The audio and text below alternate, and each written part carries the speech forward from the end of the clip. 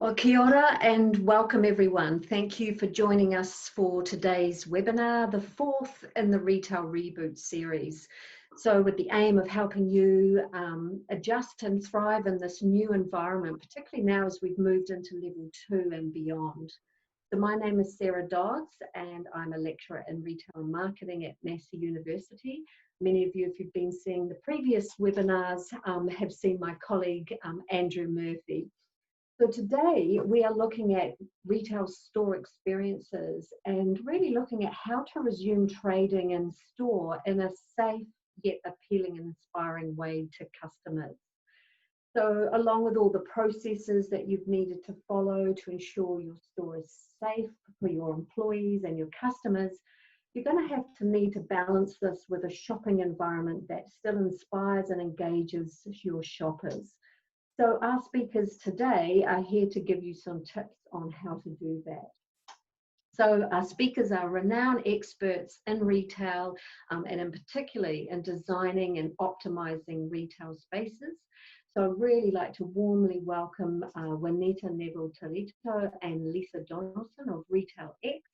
And I'd also like to thank these two wonderful women in Retail X, not only for supporting these webinars, but the retail industry as a whole. So without further ado, I'll hand it over to Juanita. So over to you. Thanks so much, Sarah, and welcome everyone this morning to this webinar, and welcome to level 2. We've left the madness, or maybe not, we have new madness ahead of us. And this morning we're going to explore Retail Reboot, how we reopen and move forward in our retail new normal. And it's really interesting if you think about your own behaviour over level 3 and level 2. If you're anything like me, level 3 started on the day of my birthday, and I ended up in an hour-and-a-half queue to get into a KFC, which is something I would never do in my normal life. What Lisa and I are going to talk about this morning is how do we reopen and resume trading and what is now our new retail normal. And if you're anything like us, you've been doing some weird, crazy stuff over the last few weeks. Stuff you may have never done before, and that's what our customers are like and what they're experiencing as well. There's a whole lot of emotions that go on, functional, rational, and just plain silly. But as a result, this is going to impact our shopping behaviour. And if an example to exhibit what happened was my mother-in-law, who'd never ever touched online shopping previously, had to purchase her washing machine online. We had to help her do that, but this was someone who had never even used online banking previously. So what we'll see is a number of behaviours changing, and this ultimately impacts the retail environment and experience. Customers generally go on a very strange and varied journey of how they purchase with you in retail, depending on how they think, feel, say or do at any point in time. It could be as a result of a need or getting a piece of communication that's inspired them to reach in and lean into your products. But what Lisa will talk about a little bit further on is how this has actually changed and new elements of our customer journey has emerged. And these are things that we really need to consider within a total retail environment that includes every aspect and touch point that actually gets a customer to their final destination of purchasing from you. But the things that remain constant in delivering a retail experience are what we call our triangle of success. And that's finding the sweet spot between the rational, the functional, and the emotional drivers that inspires a customer to lean into your retail. And at the moment when we react and think, my God, what are we going to do? We needed to open last Thursday. We were waiting to see what the government was going to say were our ways to comply in level 2, is that a lot of us focus really on those operational aspects and the communication.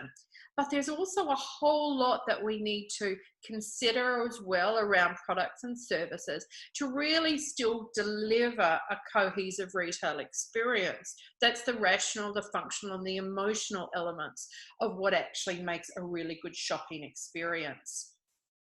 So what we thought we would do is we'd go out into retail and actually see what happened. Look, it was a very, very short period of time for retailers to respond. And even if you did want to buy or print anything. You still needed to get into the line to be able to get it produced, because some of those operators were still not functioning under level 3. But when we went out, it was really interesting and unsurprising. What we saw is that every retailer was killing COVID with hand sanitizer. And we saw hand sanitizer in every way, shape or form, some of it looking beautiful, integrated into our retail experiences, some shouting, and some just smelling like really, really bad toilets. But it was all there, so we felt safe as a result of it.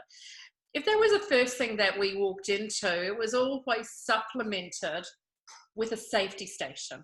Now, these safety stations did a number of things. They created a moment to pause and consider what needed to be done. There was also ways to check in for contact tracing, which in fact, as we all know, changed overnight for a number of reasons, notwithstanding the privacy aspect of someone being able to take a photo of all your details on a piece of paper.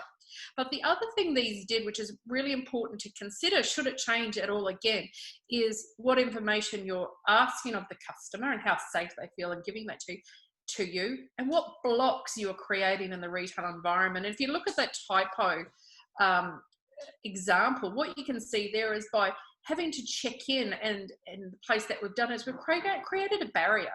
And what you'd see 9 times out of 10 where these stations were placed, were creating a wall, which meant shoppers didn't want to cross the lease line. So it's something very important to consider. Likewise, that most of your shoppers aren't midgets. Now, if you have a look at these stations in particular, and I'm short of those of you who know me, I had to get down on my knees to be able to write in these books. So really considering that shopper experience. And also, does the person really need a magnifying glass and to give the cord blood of their first child to enter the store? Just making it simple and seamless. So, as I mentioned previously, we've got a wall of created through barriers such as app sign-in, block and entry, but we had others who have utilised apps and made it actually incredibly easy and effective to manage my time. They've thought about me as a shopper, and this is what the supermarkets cottoned onto very early. And New World, with their implementation of the easy 1, 2, 3 check-in, meant that if I sent a text, I was given a wait time, and then I went to a concierge. I knew exactly how long I could stay in my car.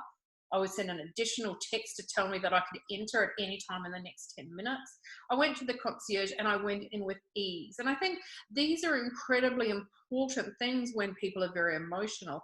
It's how that you can make them feel safe and help give them that ease of entry going, I'm actually meant to be here and I feel okay.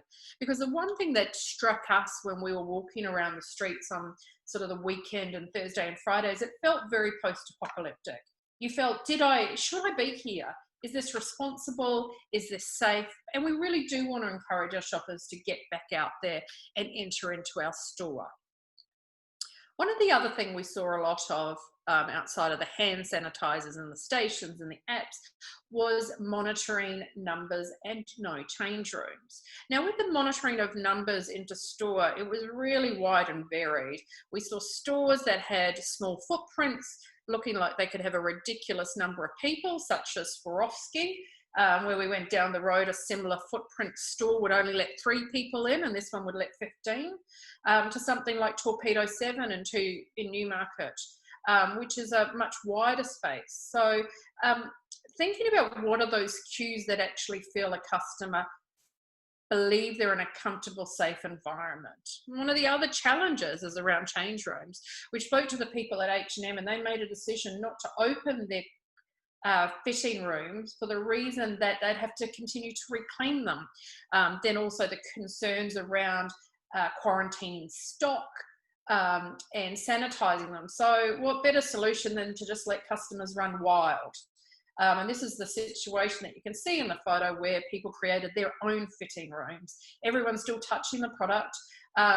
Where a better solution would have been, how could we manage this so the customers feel safe and they're not flashing themselves amongst the store?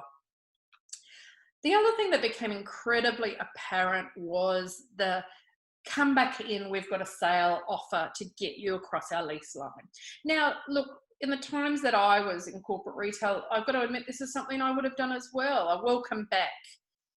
But we just need to be incredibly careful in these coming months that we don't default to just providing discounts. It's unsustainable, and it is a degree of drug that retailers start to rely on, and we get this unbelievably giddy drop, not only in profitability, but our ability to maintain sales. And we saw that in the GFC.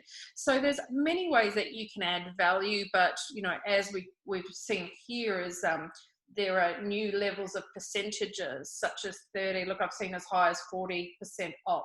We just have to be very careful with how we do that. As we ventured through further, what we also started to see was a massive degree of information overload, so much so that sometimes you didn't know where to look. Did I need a magnifying glass? Should I get myself a cup of tea to read this? And if you look at the very bottom one with all that copy, that's at Ruby. Now, if any of you are familiar with Ruby, it's incredibly funky. That's where the millennials go. And anyone who is lined up to go into that store is likely taking a selfie of themselves. So having all that copy is not really considering who your customer is and how to engage with them. So we must really think about over these following months how we do communicate in a way that's relevant and appropriate for what we want a customer to think, feel, say, or do.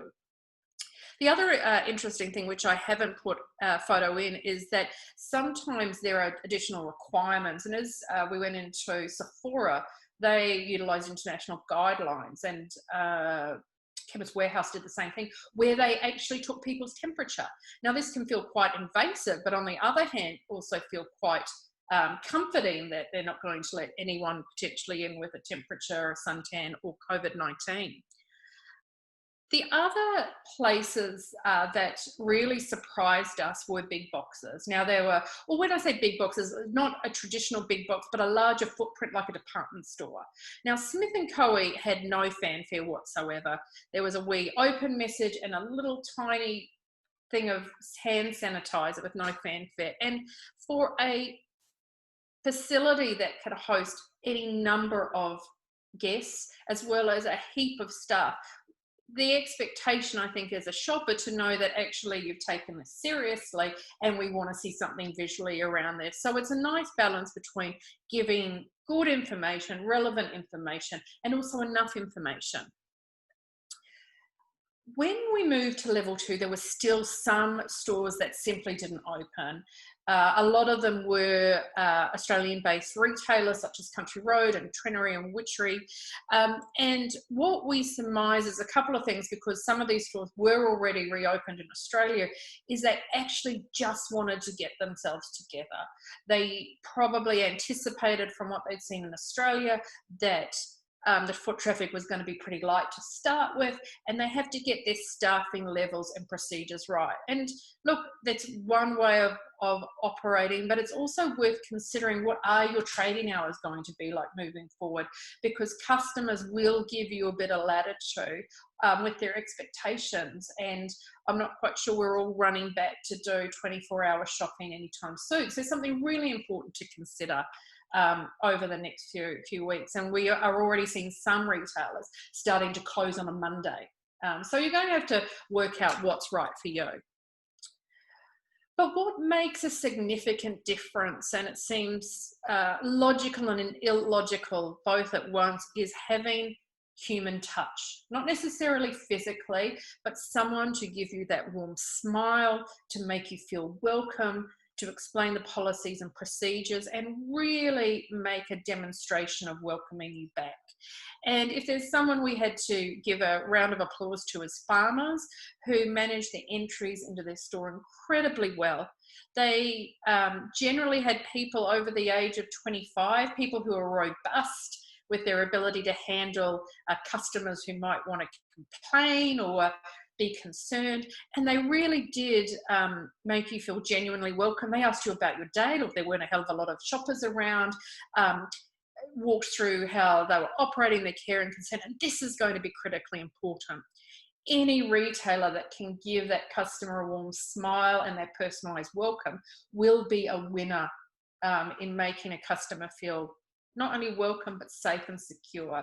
But it is really important to make sure that we train our staff on how to do this, because I feel sorry for some young lass in Sterling Sports when I refused to sign the contact register that wanted all of my details. She was clearly visibly shaken. I didn't even put on my angry voice, but she just wasn't equipped to deal with someone saying, no, I don't need to do that. That's not a requirement. So we do have to train our people for that. 5 stars goes to Glassons on the day we were there. If they made coming back into store a brand celebration of sorts, celebrating in a way what their brand was, what they were doing, what they were encouraging, and just the simple little pink X's on the line made you feel a part of their community, talking to the lovely lass on the front door and then entering the store. They had a nice balance of information as well as stock. They had moved some of their racking to make it easier to go and navigate the store. And they were back in business. And I think they should be congratulated on what they did. And they congratulated customers as well on all their effort. So what we've seen perhaps indicates that, yes, there was a lot of uncertainty. So retailers were on the back foot. But what we do know moving forward, and it really is about moving forward and what the future is that what will make the difference right now, what we all need, what we often always need in a time of crisis is human touch. Just 1 to 2 meters away, but being able to connect with customers is going to be really important. And that's what physical retail does. It provides something that digital doesn't. It provides an experience, a personal experience that touches your heart, your mind, and your wallet. And so we need to make sure that we're equipped with the right levels of staff that's responsible for our trading, but also to make our customers feel welcome. And they will need some help in being welcome, because there's a lot of motivations that impact their decision making right now. They're really being incredibly cautious. They're controlling what they do and spend and save. And it comes from a number of areas that we've seen in other times of crisis. And the first one, which is really obvious, is fear of the unknown. Fear of, will it come back? Fear, will I catch this COVID? Fear of what's all this stuff on my hands. The other thing is the financial insecurity. We haven't even come close to seeing the bottom of what's going to happen. Yeah, we may have had some mates that have lost their jobs or they've had a pay cut, but the wave of impact is still to come, and people will be cautious around watching what they do and don't spend. Health and well-being has also become a real focus, because gosh, we got out there each day and walked and understood just how important that was to our sanity. And now there's a real focus on our mental well-being.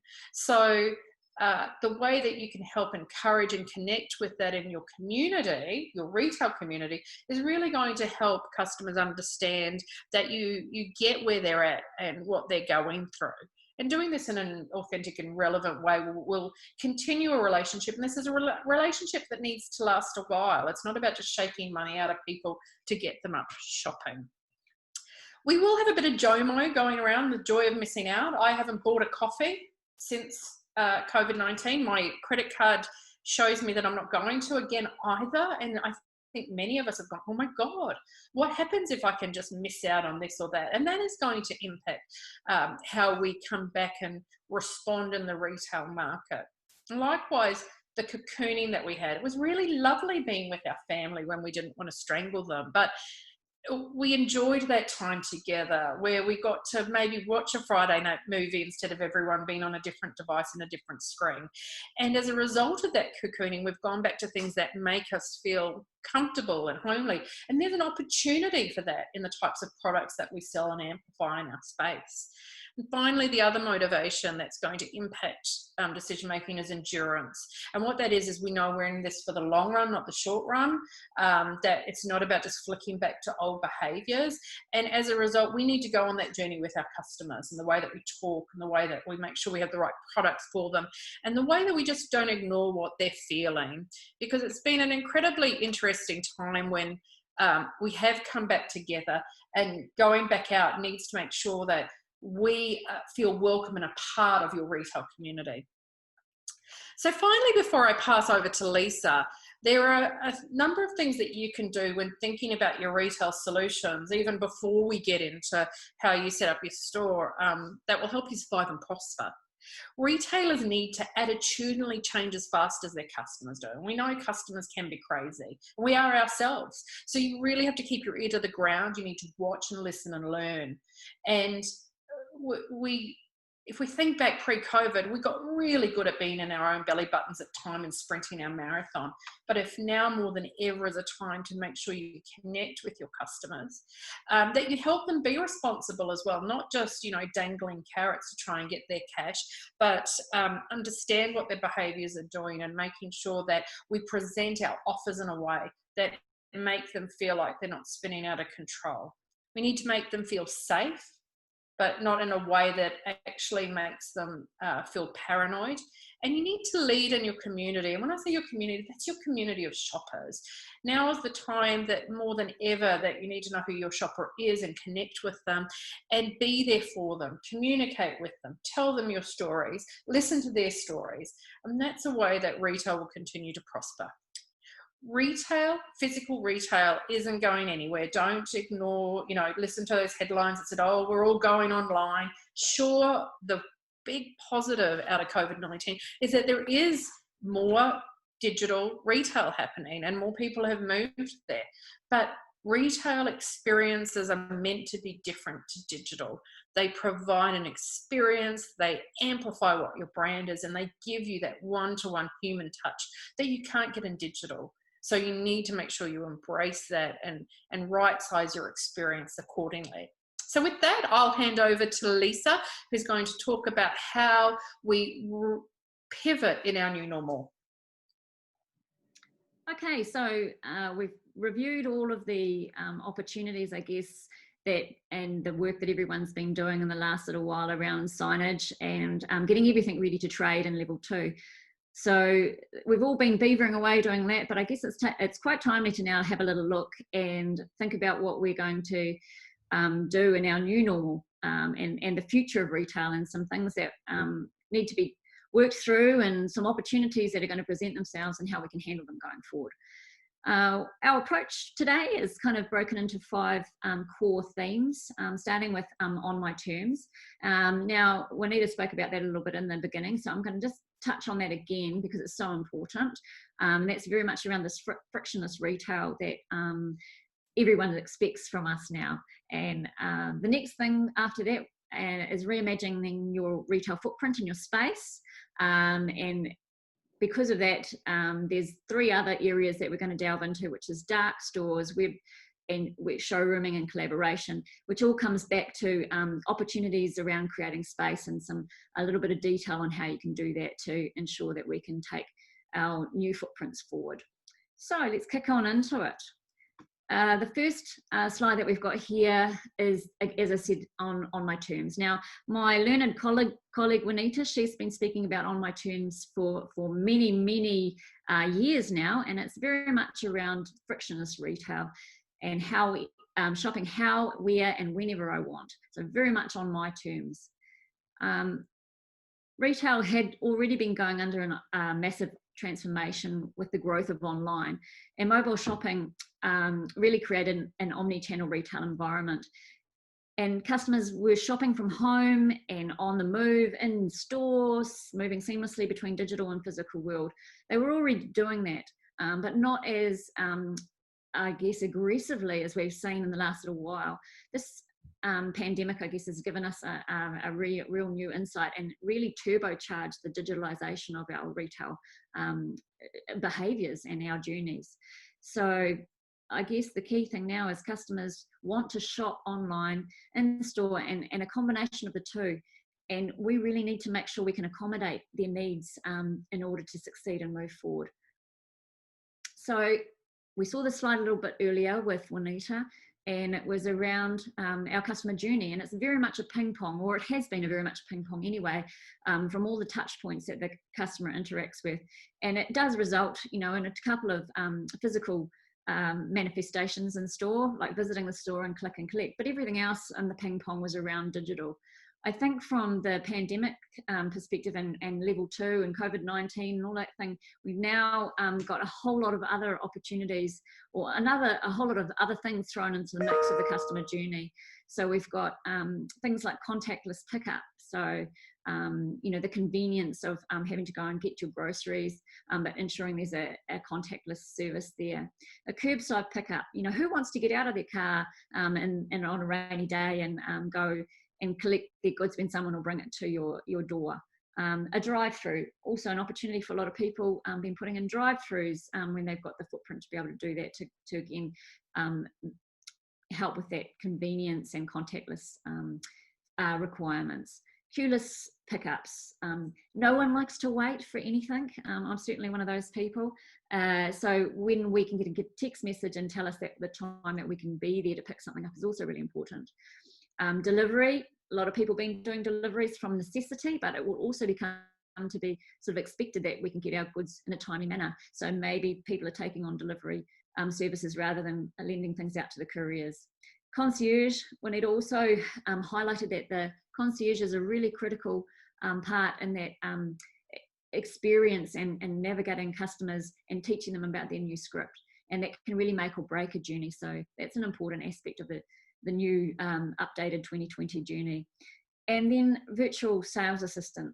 That's a bit of a new one that's been coming through. A lot of the fashion stores have been doing that, where a touch point in the journey is actually a FaceTime call with a sales assistant in store, and they're physically showing the product versus you going in, and they can have a conversation around its fit and the fabric and the feel and all kinds of things which you miss with that pure digital transaction. So a lot of different ways that we have to now integrate into our existing footprints, which is really going to be quite challenging.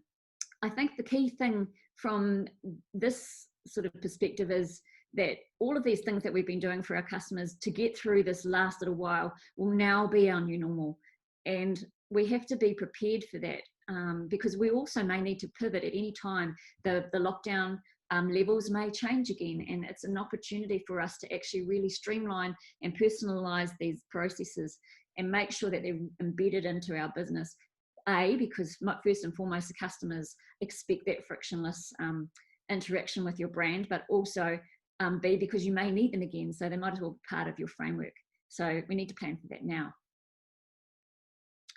This slide says 3, but it's actually 2, so a little typo there on my behalf. But what we're talking about here is imagining space. So from that first topic, understanding that we've got all of these new touch points that we want to put into store, it's really going to be quite critical for us to reimagine the space that we have and to make some room to put some of these touch points in, and really challenge our physical stores to ensure we're getting the best return on our investments. We need to make sure that we use our space profitably. It's a 101 from a retail perspective, is make sure that you get the most bang for your buck from your retail square meterage. And there's so many new journey touch points that we actually do need to create a little bit more space. And there's a few reasons for that.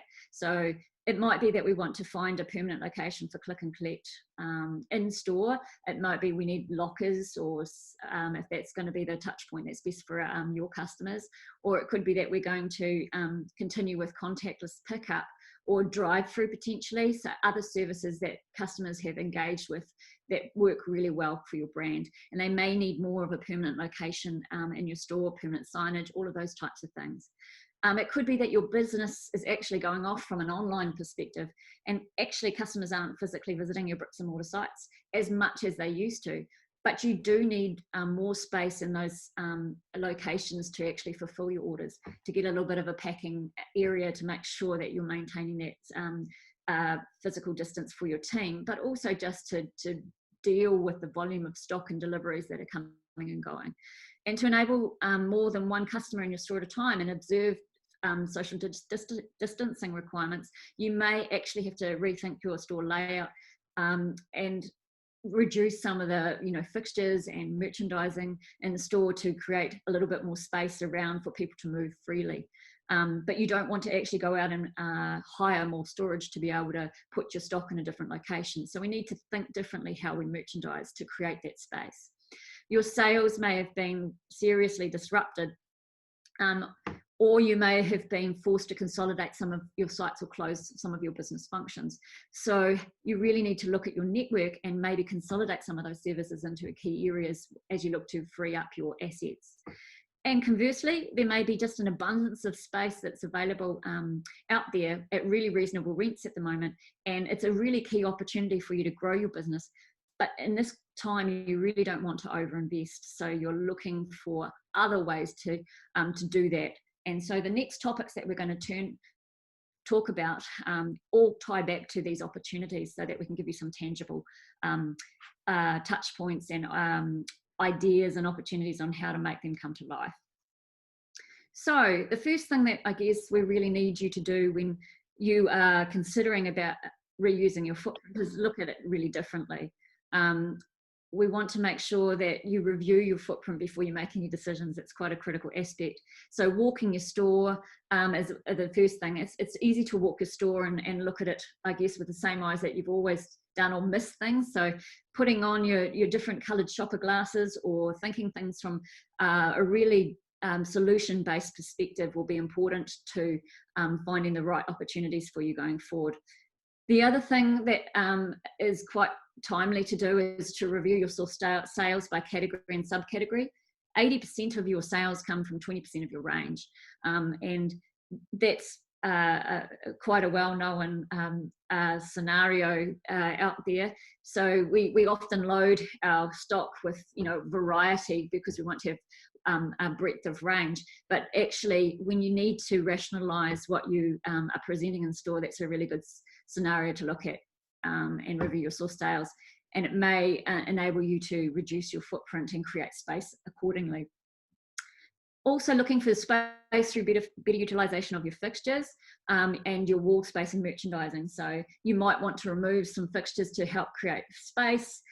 Maybe you can use your wall profiles in different ways, or use a fixture in a more in a different manner than you've been doing currently to make sure that you can get extra stock out. So that's another way to look at some of your footprint. And then the last one, which is really quite critical, is if you do have more than one store, is really challenging your thinking about your store network and how you use it, and considering the length of your leases so that it gives you flexibility to make decisions ahead of time so you're not caught short, and then really analysing your demographic, your location, and the access that you have to those locations and how you could use them to your advantage, and potentially maybe using those stores to help with online, or sites to help with online fulfillment and delivery. So that's a little bit of thought on the old space utilisation. And I think the key thing that we want to get across here is it's really important to plan now for change, because the change will definitely be coming. The second, which is now the third, is the dark stores. So after we've been talking about space, you might be interested to have a look at things in a different way. Dark stores are actually traditionally retail stores that were converted to local fulfillment centres. And if you've been watching the retail news lately, you would have seen that Countdown's done quite a lot of work on their whole online fulfillment to meet demand.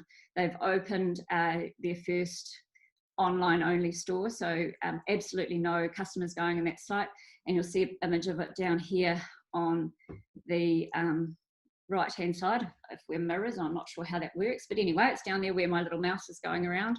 And I guess the key point of difference with a dark store is that there's no customers, there's no checkouts, there's less point of sale and advertising material, and it gives the opportunity for a real concentrated effort on online fulfillment, which has been really critical in this time. And that will only increase. And the fulfillment centres are very much an important part of how your network distribution will go, and the selection of those locations need to be in a convenient access points to all of the your online shopping trends and where people are shopping most. The dark stores are the future. I think many people think they are. especially if you have a larger network. But there is actually some opportunities for you as a smaller network, which we're going to talk through with some of the other strategies in a minute, around how you can use your stores differently to be able to fulfill your orders a little bit more effectively. I guess the benefits of the dark stores are that it gives you additional capacity. It allows you to present a full range because you don't have to necessarily have as many facings as you would in a retail environment. It gives you great availability, increased efficiencies, which is always a great one, improved picking and accuracy, obviously enhanced quality. A 24/7 operation, you can run this building at any time you want to, and makes it really easy to plan your deliveries from that perspective. And I guess the key thing here really is the safety of employees and customers, particularly when you have essential goods going out all the time. So a dark store may be an opportunity for the future for some of you. The next little topic that we're on here is around web and showrooming. So I guess what it does is gives an opportunity to look at the way we merchandise and present our product in a different way. And it's around showcasing product and really maximizing the brand experiences that people have with you, and also giving them accessibility to product so they can touch and feel. But this can be done with a reduced cost, and that's what we're going to explore right now. So showrooming and web rooming have been around for a while now, and showrooming was very much around pure play retailers recognizing that they need to have bricks and mortar experiences. And they offered showrooms which have just product in them, and you would do your touch and feel and your interaction with the product in store, and then you would be expected to leave the store, no opportunity to purchase the product, and you would go home and purchase online. So a bit of fault there in that perspective. And then along came web rooming, which I guess is preferred over showrooming from a customer perspective, as it doesn't limit my shopping ability. So it gives me opportunities to be frictionless and definitely shop on my terms. Customers do want a physical touch point in store. That's definitely where we've got to with this journey. And they don't want to pay for shipping. They don't want to wait for product to be delivered necessarily. They want the flexibility of choice. And I think that's really the key thing. You know, if you want to return an item yourself, then you should be able to do that. And certainly if you can touch and feel the product in store, you want to be able to buy it. So for the future, web rooming and showrooming kind of merge, and it gives us an opportunity to do something really quite important for future retail. And there's the perfect storm, I guess, of these things coming to the fore. Showrooming is quite critical for the space aspect because it allows stores to do smaller footprints. By showrooming, you only have one product facing out and the sizes and colour variants. You don't have to have the backup stock all on the floor. And I think as retailers, before online became so much a part of our psyche, we were very much put all the stock on the floor, don't have a reserve, make sure you can make your retail footprints as large as possible. So this is sort of being turned around again, and now it's more around an opportunity to do the showrooming and present product in a way that people will find very engaging. It gives you an opportunity to focus on your customer experience and your service because you're not restocking the shelves all the time. It gives us an opportunity to attract a younger market. Our millennials we're so connected to their devices that this gave them an opportunity to interact with product again while still being very connected to the devices when they were purchasing. It also gives an opportunity for our male consumers to get into the stores. They like the fact that they can just pick up an item, know that it's one colour selection and choice, and then if there's an opportunity for them to keep purchasing that because they know it's their size, and it makes it much easier for them. And then obviously growing brand awareness. That's a really cool opportunity around showrooming. You can do different things around events and promoting your brand because you've got a little bit more space and experience to be able to do that, which isn't so full of stock. Then if we add and overlay some of the things that we've learned from web rooming, things like purchasing on my term, making in-store purchases, immediate collection, product trials, and all the other things that we've been doing as part of our journey of learning in this last little while, that then becomes a really tangible element to take us into the retail future. So our future retail, by creating a new sort of a showroom, is that we've got space for growth to implement some of those new customer journey touch points that we talked about, because we're going to need to embed those in our physical store for the future. Also, space for us to do our social distancing and protect our staff and customers. And I think probably the key thing here is that because we could go back into a lockdown mode at any time, it is definitely something we need to think about for the future, not just for the next few weeks. It also gives us a chance to do sample stock versus inventory, which is the ultimate in contactless sourcing. So it keeps everything really pristine and fresh going out. Very good for people concerned with where it's been and how it's been handled. And the final thing that it gives us a really great opportunity to do is reduce costs and overheads. So that's pretty cool. Now, how do you start to do this? Well, I guess the key thing here is if we're doing a merged web room and showroom in a future retail, is that you want to look to reduce your front of house area so it doesn't take up as much space, and actually increase the size of your stock rooms, which is pretty much flies in the face of all the things we've been told about square meterage utilisation over the years. But it is an interesting way to look at things, and I think it will give us really neat opportunities to solve problems going forward. Now, make sure I press the right button. The fifth thing that I've got to talk to you about today is collaboration. So we've talked about the fact that we've got all these journeys, and we've talked about the fact that we've got space challenges and using our space differently.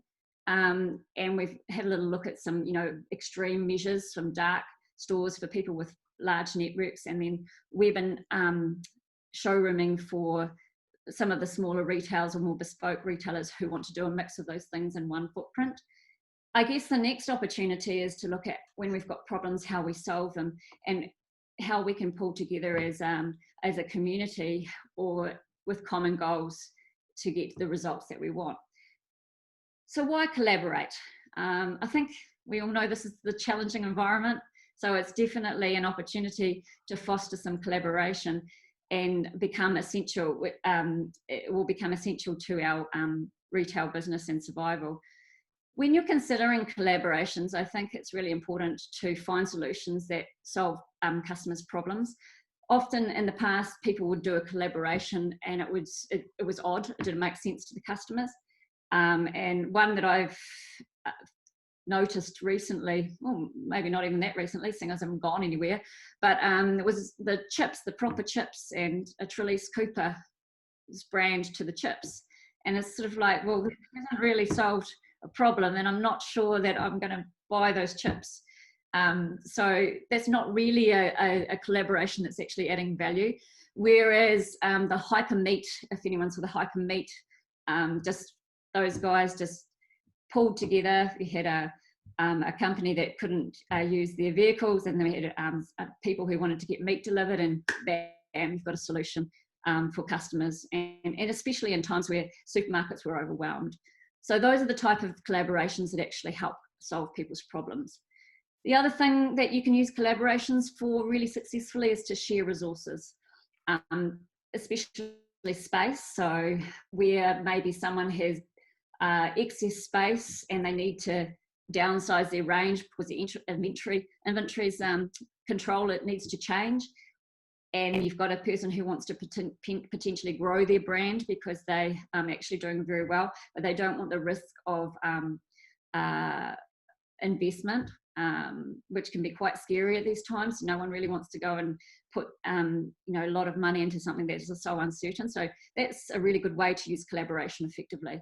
The other thing that you could use collaboration for really successfully would be to help with distribution. So for example, I might have a really big car park, and I need, there's a retailer who's got mutually beneficial brands, and I could provide perhaps a drive-through or collection point for them in my car park. So there's many, many different ways to think about collaboration, but now is the time that getting together with like-minded individuals in our retail community could actually solve a myriad of problems for us all.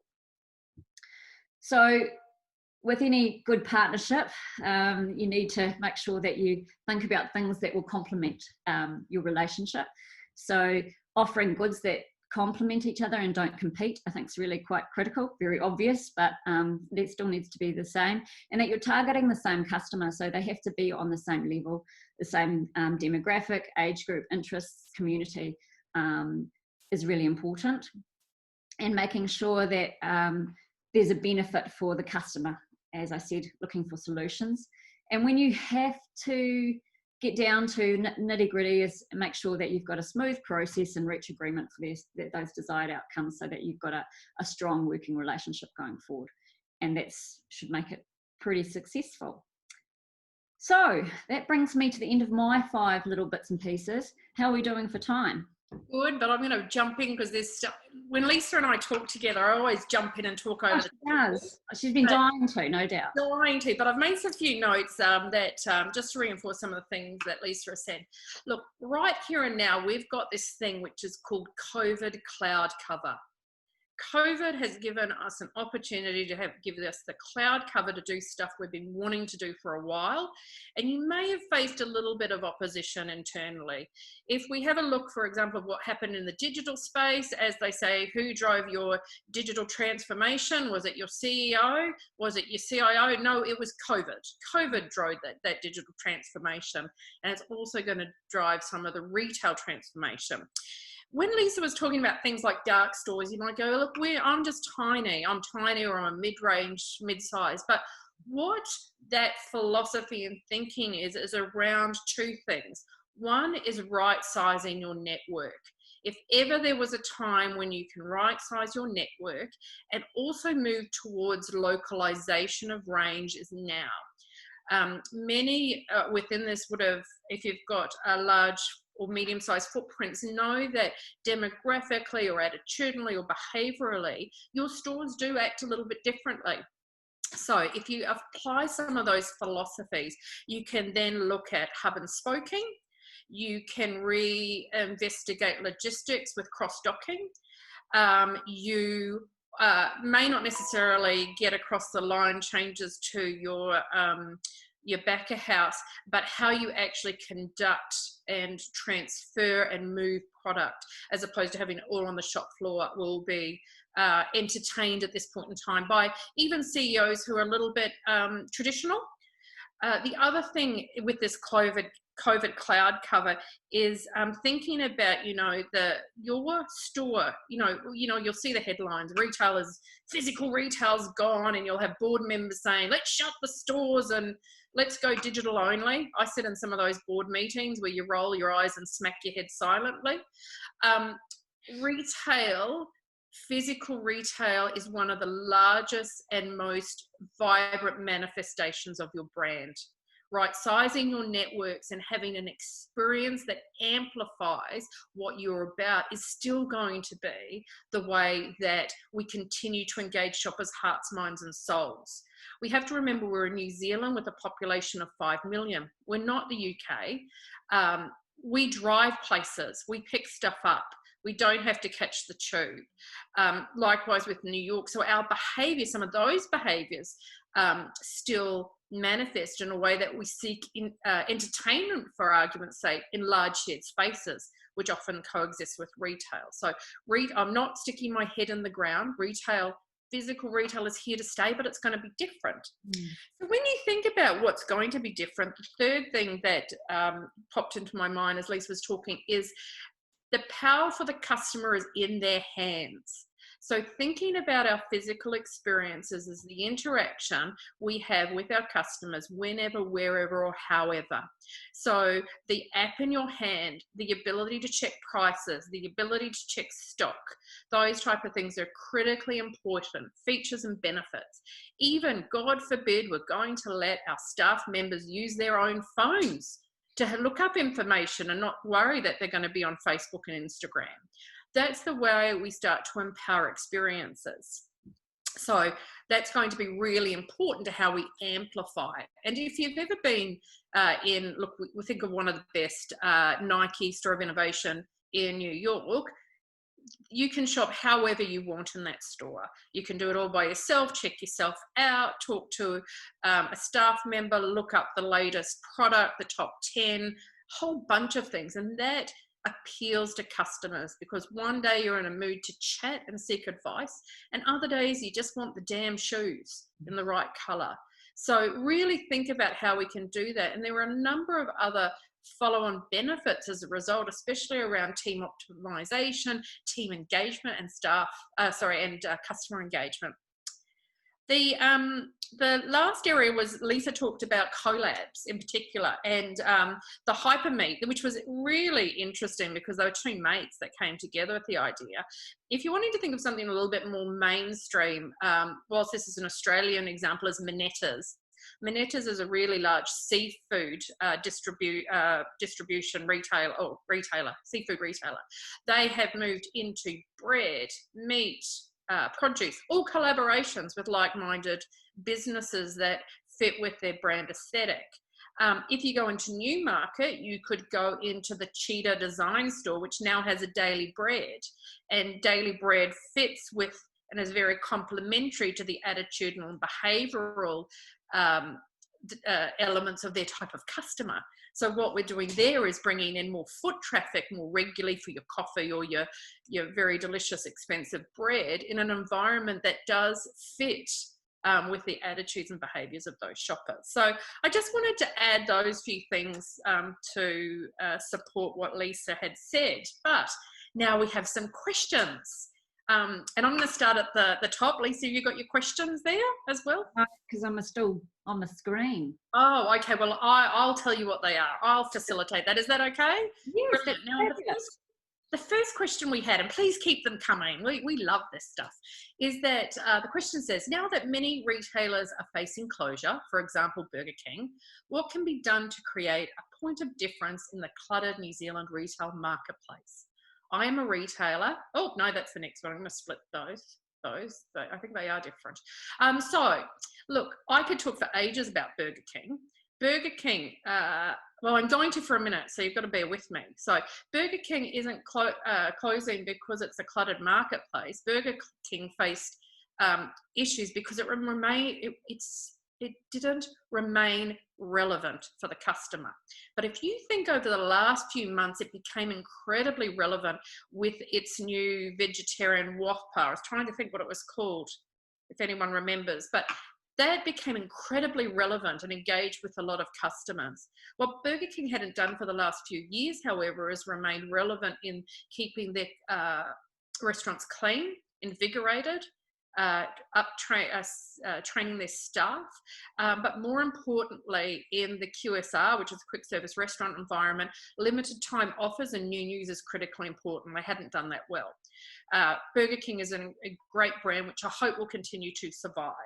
But what do you need to do to create a point of difference? I think there's three things which might sound a bit peace, love and mung beans, but you need to be authentic. You need to also be relevant. And Lisa, what's the other one I always talk about? Authentic, relevant, and something that'll come to my mind in a minute. But authenticity. Customers can tell when you're talking shit. You need to really connect with who your brand is and actually have some story about it, some storytelling. Why is it that I'm going to cross your lease line to come and look at your stuff? Especially if it's stuff I can get anywhere else, there'll be a reason I want to come to you. You curate it better, you choose better, you're funky and cool, you're the expert, you've got the depth and breadth of range, you search the world. There will be something that drives in your passion that you can bring to the fore. Relevant is if you have a product, why is it important to me as a customer? So you have to be able to talk about those features and those benefits and the product with passion, not just, stack it high, watch it fly and hope for the best. I'll remember the third one in a minute, but we're going on to the next question, which Lisa, you can do. It says, I am a retailer. However, I cannot afford distinctive branding and signage for my store. Can I replace distinctive branding with a Facebook page? Well, I guess the key thing there is Facebook is just one tiny element of all of your connected journeys with your customer. So no, you can't replace your brand experience with Facebook. It has to be just one part of all the things that you do. I do understand though, like it can be so challenging especially when retail trading is tough, to do all the things that you want to do. But there are some things that don't really cost any money, and that's service. So first and foremost, give the best service, the most outstanding service that people want to come back to you no matter what, because that's the key thing about your brand and why people engage with you in the first place. It's not because of the sign on the outside of the door. And sometimes actually having something a little bit more quirky in terms of your retail footprint can actually be really engaging and will draw people in. So you just got to work on those things and make it like the benefit of it. And merchandising is something also that doesn't cost any money. It just takes time. Granted, there's a little bit of skill that's involved, but at least there's a lot of things that you can look at online to give you examples of what good looks like. And also, you know yourself when you've gone into a retailer and the merchandise leaps off the shelf and into your bag and comes home with you, that there's obviously some learnings that you can take from those things as well. So we've got service, we've got merchandising, and then the other thing would just be embracing something that maybe you can do to help drive your real fundamentals. So whilst it might not be fancy branding and things, like maybe actually it is a clipboard with a little ticket on that you've handwritten, because that shows your personality, and you'll engage with a customer from the things that Juanita was just talking about with your authenticity. So you're not trying to be something that you're not. So I think those three things are really quite key, and will cover off anything that you could do with money. Yep. And that brings back to what the third thing was, which was being genuine. Customers can see through when you're just trying to sell them stuff. Now, being genuine, and to the example that we talked about with how you can develop a distinctive branding, is just developing a distinctive community, and being a leader in that. And shoppers are largely loyal to communities or groups that they feel a part of, and they want to hear about the why rather than just peddling stuff. So if you start to share your philosophies, your products, how you might give back to that community, support their interests, celebrating what they do, that makes you something quite special. And all the best signage in the world can't replace that. So that is certainly something you can do. What I would add is that if you have a store, it's an asset. And your signage is a large billboard for your business. So I would try and find a way to make sure that it does do a great amplification of who and what you are. Mm-hmm. The next question we have is, I'm being approached by social influencers asking me for free food and meals. Who are these people, and does anyone even care about them? In a tiny market such as New Zealand, should I do businesses with them? Well, I reckon if you've got social influencers asking for free food and meals, they're probably the really shitty social influencers, because, and they're just desperate and hungry. So no, don't do any business with them. However, in saying that, there are some incredible social influencers, especially micro influencers, and they do matter in communities such as New Zealand. Now, if you think about it, rather than influencers, it's around word of mouth. And if they're people who are going to be developing positive, strong word of mouth for you, they're worth engaging. But you come back to your rules about being genuine and authentic and relevant. And that's how you choose which social influencers you want to work with, and just ignore those ones knocking on your door for free stuff. If you've got free stuff, send it to me and Lisa. We'd love it. Okay, I'm going to say the next question, but I'm not sure I understand it. So Vince, if you're out there, if you can help us. It says, perhaps it's time for the New Zealand retail and hospitality sectors to decline these opportunities, as the market in New Zealand is so tiny and the effort could be better spent on a better in-store experience, or take the time to create your own community of followers. I wonder if that relates to the previous message. It sort of sounds like it does.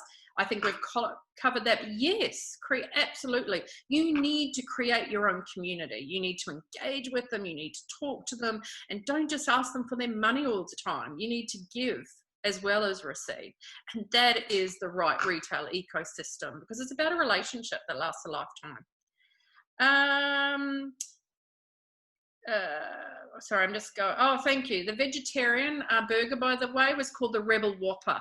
One of the most innovative things that has come out of Burger King, and I can tell you in a cone of silence that it really performed for them, and they were back up to where they needed to be.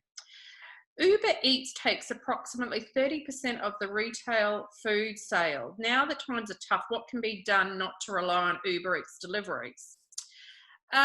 Lisa, do you want to handle that one? Or do you want me to?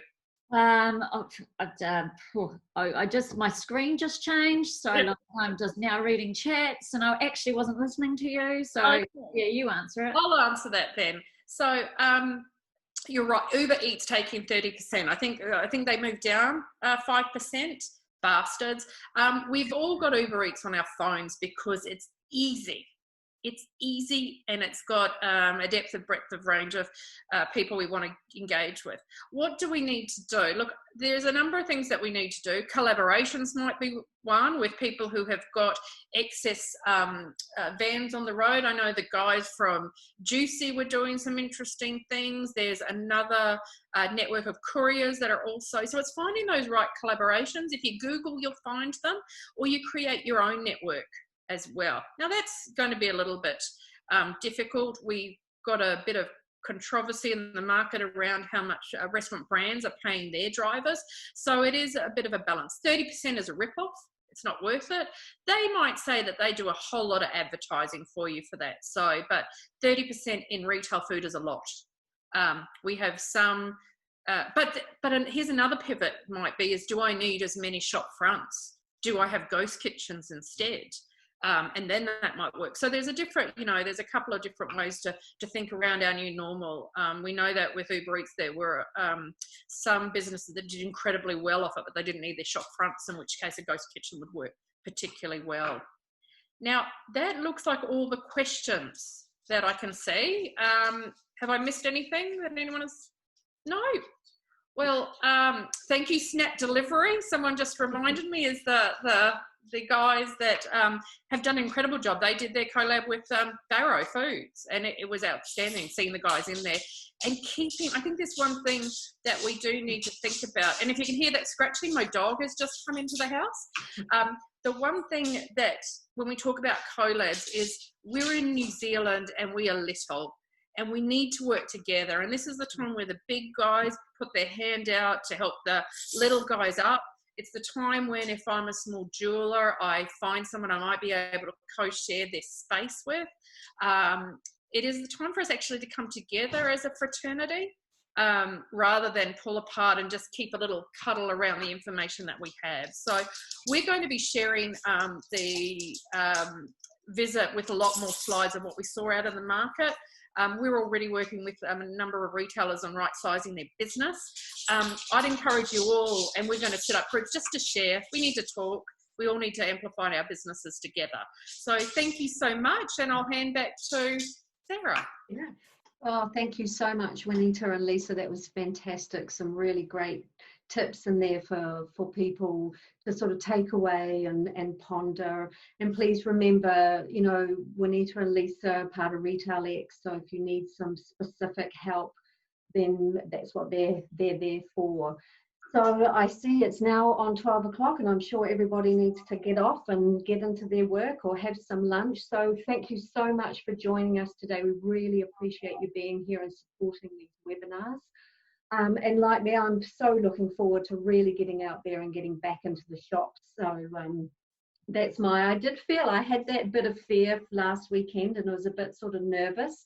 But yep, I'm going to head in there this weekend and visit some of those shops. And like what they have said, I think just keep it all genuine, authentic, and nothing beats customer experiences. People will always come back to the retailers that they love.